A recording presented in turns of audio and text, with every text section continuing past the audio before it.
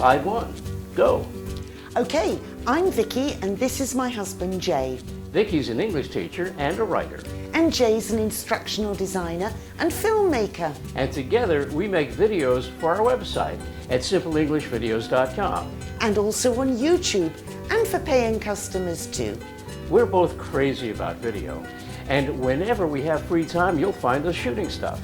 I think video is one of the most powerful tools English teachers have because it allows us to transport students out of the classroom and present language in context. People often ask us how we make the videos, so we're going to tell you about it now. Of course, there are lots of different ways to make videos, but we'll just tell you how we do it. And hopefully it will inspire you to get your camera out and start shooting. I hope so. Let's get cracking. Next slide.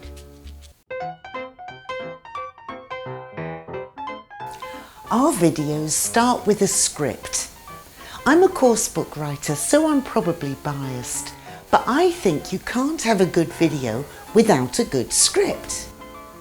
Writing for video is different to writing for audio though, because of the pictures.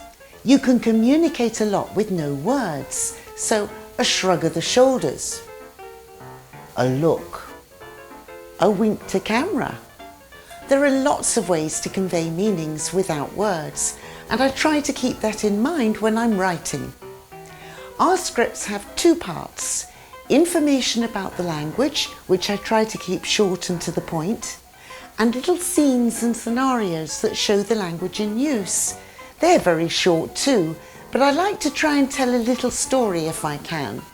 So hopefully there's a character we can care about, and they face some kind of challenge, and we watch them deal with it. That's basically my scripts.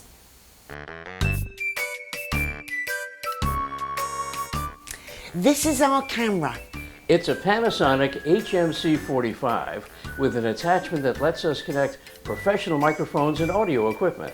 The story of this camera is, I wanted a little camera that would fit inside my handbag, so I asked Jay to go get me one. He came back with this. But if you take everything out of your purse, it fits in. The moral of this story is, never let your husband do the shopping. It's not the only camera we use. We also shoot with this. It's like a flip camera, but it has an audio jack where we can connect an external microphone for capturing quality sound. It's really easy to use and great for shooting unobtrusively. And we also shoot video with our smartphones these days. Yes, the quality of smartphone images has risen dramatically in recent years. So if you're just starting out with video, I'd say buy a smartphone and use that. Something else that's really useful is a tripod. It stops camera shake, so we try to use one whenever we can. Now sometimes it's not possible, and if that's the case, try to put the camera on a table or something, or rest against something still so you can hold the camera steady. And you don't have to use a big tripod like this. There are lots of other types on the market like this one. Another good thing about a tripod is it makes you think about how you want to frame the shot. You might think you want the subject in the center of the shot, and sometimes you will. But a lot of the time, it's better if you position them on one of the golden thirds.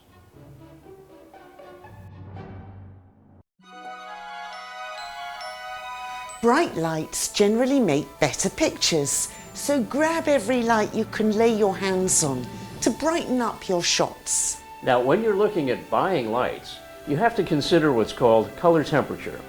If you're shooting in a room filled with daylight, the lights you add have to deliver light at the daylight color temperature of 6,000 degrees Kelvin. Those lights have a bluish cast.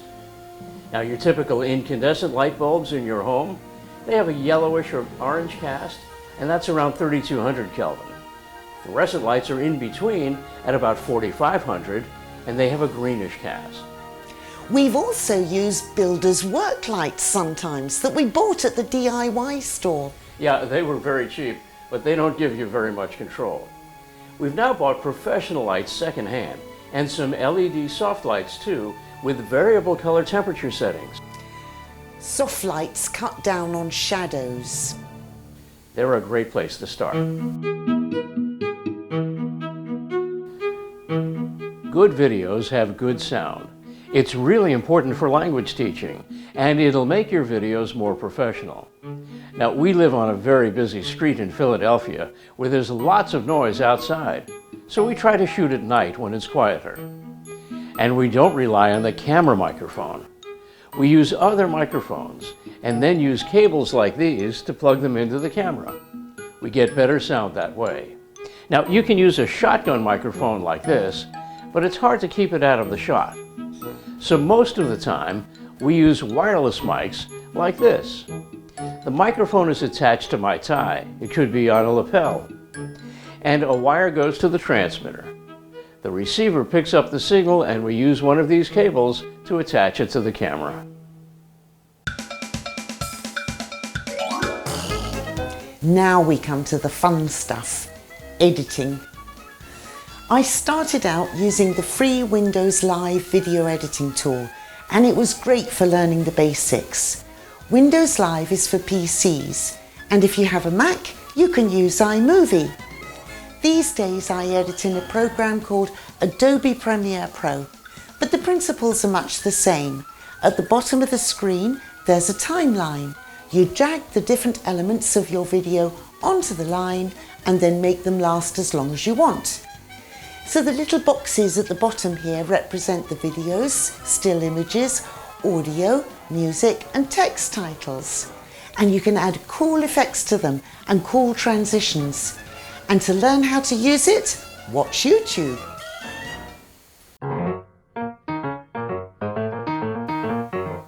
But the really fun thing is the green screen. Yeah, we have a lot of fun with it.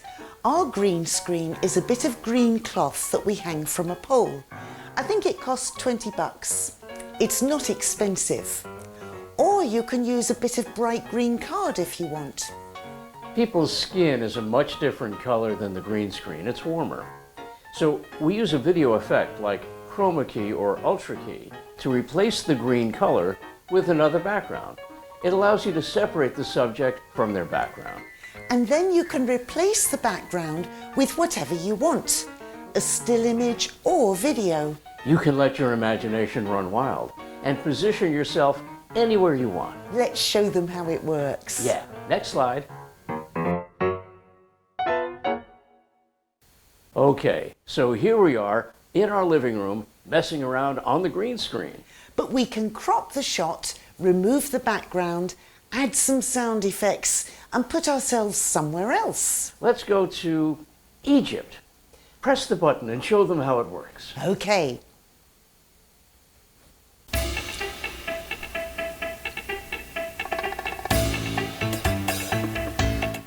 Let's ask someone. Excuse me, would you mind taking a photo for us? No, not at all. Thank you.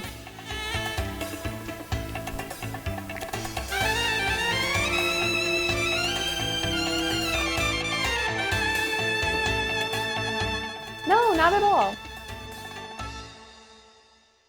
But you mustn't wear green clothes on the green screen or they will turn transparent as well. The last slide. Yeah, and it's our best tip. Try to find other video makers to work with when you can. The videos will be better and you can share ideas and learn from one another. Thing is, there's a lot to think about when you're shooting videos. I break down the technical aspects into systems. First, there's setting up the green screen, then distributing power strips and extension cords all around the room. Next, I set up the lights, followed by the camera, and finally sound. It's a lot of work, so having other video people around really helps. They keep an eye out for mistakes and can help you with the setup. Now, when you collaborate with other video producers, they can be actors in your videos too. It's always good to have more actors. And it's fun. Working with other people means you make friends, and when the shoot's over, you can party. So here's wishing you all lots of great collaborations and lots of after-shoot parties. Let's go have a party.